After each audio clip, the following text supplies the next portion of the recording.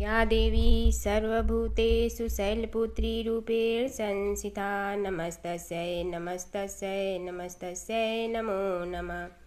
शैलपुत्री देवी दुर्गा के 9 रूप में पहले स्वरूप में मानी जाती हैं। ये ही 9 दुर्गाओं में प्रथम दुर्गा हैं। पर्वतराज हिमालय के घर पुत्री रूप में उत्पन्न होने के कारण इनका नाम शैलपुत्री पड़ा। नवरात्र पूजन में प्रथम दिवस इन्हीं की पूजा और उपासना की जाती है। इस प्रथम दिन की उपासना में योगी अपने मन को मूलाधार चक्र में स्थित करते हैं। यहीं से उनकी योग साधना का प्रारंभ होता है। सफ़ेद वस्त्र धारण किए माँ शैलपुत्री के दाहिने हाथ में त्रिशूल और बाएं हाथ में कमल शोभा है। माँ के माथे पर चंद्रमा सुशोभित है। यह नंदी बैल पर सवार संपूर्ण हिमालय पर विराजमान है। इनका जन्म पर्वतराज हिमालय के घर में हुआ था, जिससे इनका नाम शैलपुत्री पड़ा।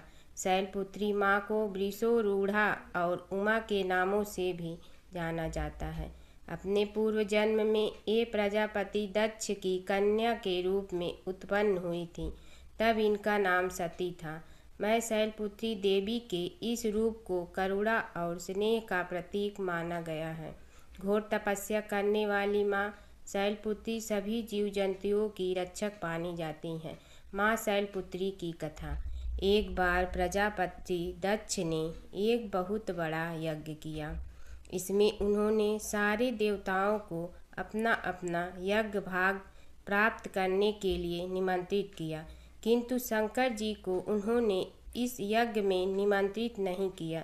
सती ने जब सुना कि उनके पिता एक अत्यंत विशाल यज्ञ का अनुष्ठान कर रहे हैं, तब वहां जाने के लिए उनका मन व्याकुल हो उठा। अपनी यह इच्छा उन्होंने शंकर जी को बताई।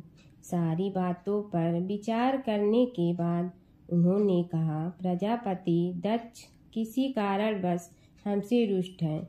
अपने यज्ञ में उन्होंने सारे देवताओं को निमंत्रित किया है। उनके यज्ञ भाग भी उन्हें समर्पित किए हैं, किंतु हमें जानबूझकर नहीं बुलाया है, कोई सूचना तक नहीं भेजी है। ऐसी स्थिति में तुम्हारा वहां जाना किसी प्रकार से भी नहीं है। शंकर जी के इस उपदेश से सती का प्रबोध नहीं हुआ। पिता का यज्ञ देखने वहां जाकर माता और बहनों से मिलने की उनकी व्याकुलता किसी प्रकार भी कम न हो सकी। उनका प्रबल आग्रह देखकर भगवान शंकर ने उन्हें वहां जाने की अनुमति दे दी।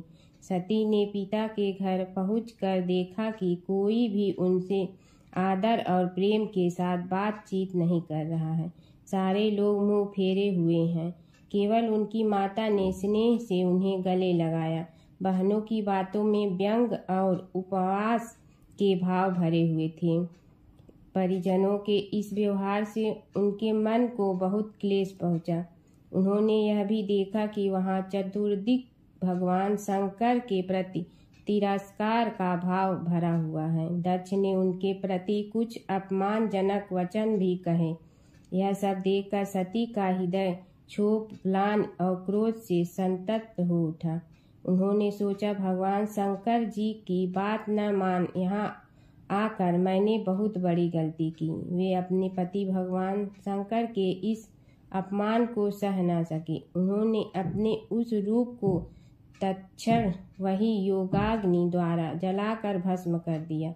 वज्रपात के समान इस दारुण दुखद घटना को सुनकर शंकर जी ने क्रुद्ध हो अपने गणों को भेजकर दक्ष के उस यज्ञ को पूर्णतः विध्वंस करा दिया। सती ने योगाग्नि द्वारा अपने शरीर को भस्म कर अगले जन्म में शैलराज हिमालय की पुत्री के रूप में जन्म लिया। इस बार वे शैलपुत्री नाम से विख्यात हुई। पार्वती हेमवती भी उन्हीं के नाम से शैलपुत्री देवी का विवाह भी शंकर जी से ही हुआ। पूर्व जन्म की भांति इस जन्म में भी वे शिव जी की ही अर्धांगिनी बनी। 9 दुर्गाओं में प्रथम शैलपुत्री दुर्गा का महत्व और शक्तियाँ अनंत हैं। माँ शैलपुत्री प्रथम दक्ष की हो संतान।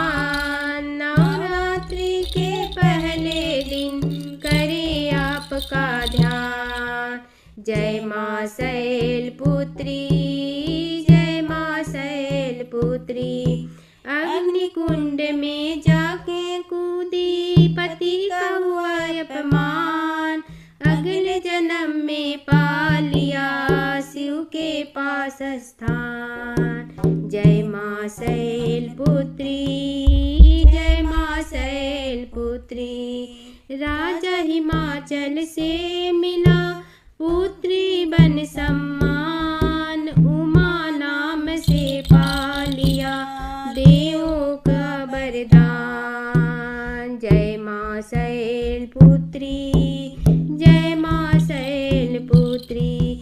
सजा है दाएं हाथ में संहारक त्रिशूल, बाएं हाथ में ले लिया खिला कमल का फूल। जय माँ शैलपुत्री, जय माँ शैलपुत्री। बैल है वाहन आपका, जपती हो शिव नाम, दर्शन से आनंद मिले अम्बे तुम्हें प्रणाम। जय माँ शैलपुत्री, जय माँ शैलपुत्री। नवरात्रों की माँ कृपा कर दो माँ, जय माँ शैलपुत्री, जय